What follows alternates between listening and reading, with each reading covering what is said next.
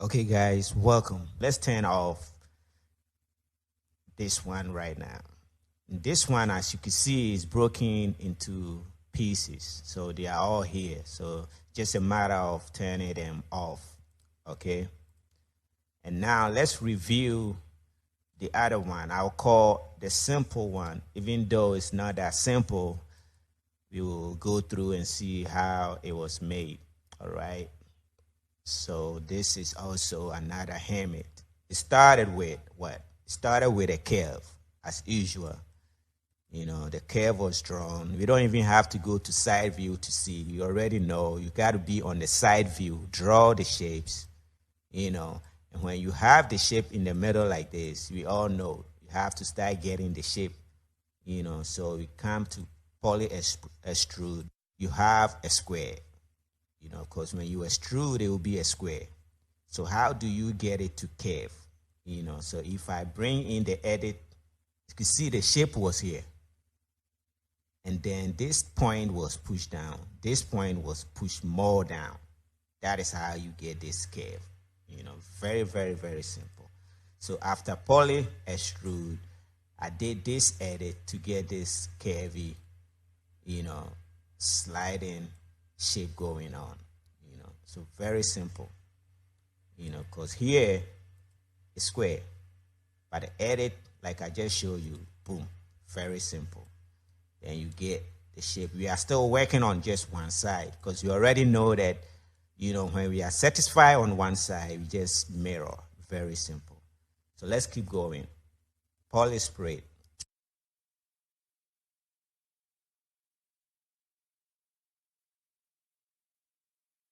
Edit, move it to where you want it to be. See, I push stuff around, and now more division, you know. And you can see here the body of the character was taken out. How will you fix something like this? It's just a matter of selecting these points and pushing it outside later.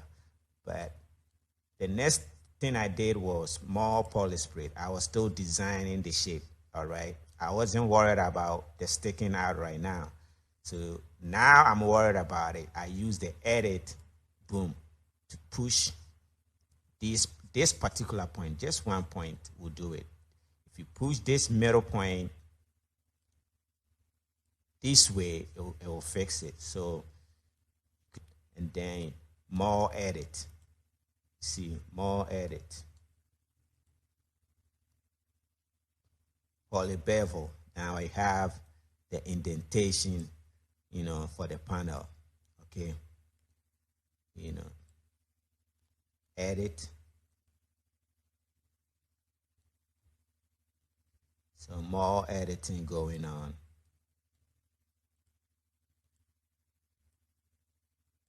Poly spray. So we're still getting some, you know, panel up here. Poly extrude. You know, this poly extrude is what I was just telling you. It is for this side. This is edge loop. Because if we go inside the node, you can see that I use 8 edge loops. So, you know, as you increasing it, you get more. It starts with 0. 1 is in the middle here. Then I wanted it to cover this whole area with the number of division that I want. So I use 8. See, so it's an edge loop, allow you to add more loops to the one you just created, right? So what else did I do? I push it in. It's just a matter of poly extrude. Instead of coming outside, I push it in to get this design I want. Very simple. More edit. See, this edit is the one that fixed this side. If you have noticed, see, this side was sticking out. But you can see now this edit have solved the problem because this is where it used to be. These blue lines, edges is where it used to be. But I push it down, push that down. So that is solved. You see now it's looking level and smooth around it. So, you know, at a point when you see something You might say, okay, why this is, so later on when you tumble, that is why you have to tumble a lot. Look around. Maybe when I was doing it, I won't notice that. And as I'm tumbling, I'll figure even from tumbling from this side, I can figure that maybe this area here should have pushed in a little bit, So it's stuff that, you want to get perfect. You have to spend more time and get things smoother, All right, so more design going on. I cut this area, polish spread or edge loop. More polish spread or edge loop. You see, we getting more division. It's just a matter of creating. This time I was trying to get, because if we go back to polish spread number 6, you see, it is just one spread along. Let me go to edges. It's just one spread along this area, But I want more because I want to have the window, like the glass look through here. So I have to cut more to be able to select part of it that I want, see. So it's what you want that is going to allow you to cut more stuff, right? So I have that design in my head right now. I want a glass window here. But I don't want to use this whole part. So I need to cut some more. Therefore, I have to call another polish spray, boom, to cut some more lines, you see. So that's why, when you see a complete object, you will wonder how they get all that stuff. But when you have the design in your mind and you want to arrive to where you want to be, then you start saying, okay, then I have to call something. I have to do this. That's why, the actual modeling comes in, all right? So up here, I was still designing, getting more lines around. Sometimes when I have a line like this, maybe I'll push this line to get some curvy shape, So more polish spray, you see, more design going on. And then I have what I need.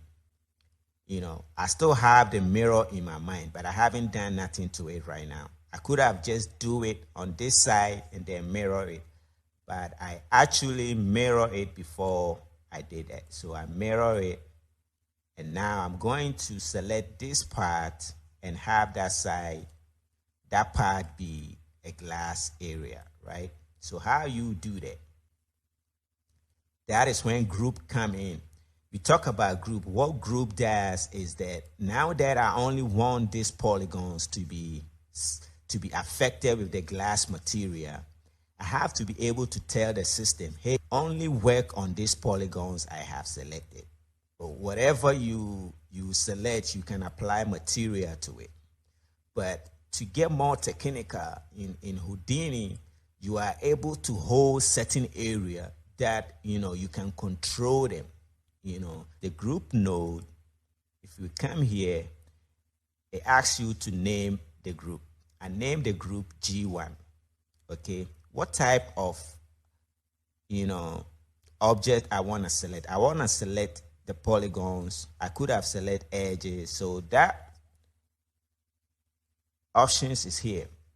I can use points, I can use edges, vertices, but I want the primitive, the polygons, right? After you select these, the group will have it, and it's here. You see all the 4 polygons are here. The base group, they are all here, and it's enable. You can use bounding regions and keep normal. Some little options are here. Normally you don't use this, but you can try them when you are mixing with it, when you have more time, right? So all kind of stuff here. We want it to, all types. So don't worry about this type, but sometimes you could be specific, then you use the geometry filter, when you do more, digital access and procedure projects, right? So this is very simple grouping. We want to give it to the material node, right? So you name the group, you tell it to work on the primitive, and then you hit enter, and all the nodes are here. Okay, so now everything is in the group. So what else you do? you come to the node, the material node. How do you get a material? You know, you hit the tab and you go for material, right? You start tapping M and you get this material node. It's in there. So when you have the material node and you come to the properties, what does the material node ask you? Okay, it's asking if you want it to, because it can affect the whole helmet right now. Whatever material we will use for it will affect the whole helmet. Okay. But if I want to use a group, it will only affect the group. Okay. Can we try that? See, right now it's only affecting the group, the G1 group, I'm telling it right now. How do you get a material to affect those selected group? It's very simple. So whilst you are in the material node, you see it's asking you what material do you want to use. So you come over here and you click on it. It's saying open floating operator choice. When you open that, it takes you to all the material nodes you have on your project, you know, and then we can pick from them the one we want to use. So in this instance, we want to use the tinted glass, all right, which is going on over here right now. So you select that one and you hit accept, see, and then it's only affecting the part that we have selected. Very simple. And then we are done. All we do is add the normals. As usual, it will straight up things a little bit for you and get the smoothness of the surface. So basically, that's how this helmet was made.